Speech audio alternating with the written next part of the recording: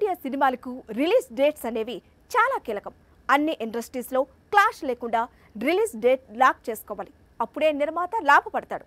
సినిమాకు 4 ఇండస్ట్రీస్లను కలెక్షన్స్ కలిసొస్తాయి. ఇప్పుడు ఇదంతా ఎందుకంటే విజయ్ దేవరకొండ ఈ లెక్కలన్నీ చూడకుండా కొత్త సినిమా విడుదల తేదీని ఖరారు చేశాడట.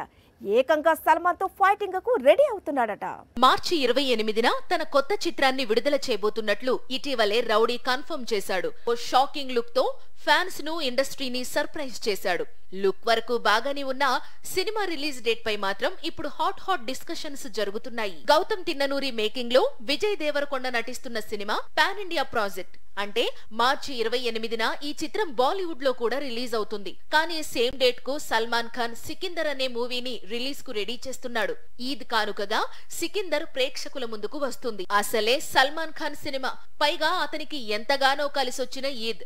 ఈ టైంలో బాలీవుడ్ లో విజయ్ దేవరకొండ కొత్త చిత్రాన్ని రిలీజ్ చేయడం పెద్ద సాహసం అవుతుంది కదా అని ప్రశ్నిస్తోంది బీ టౌన్.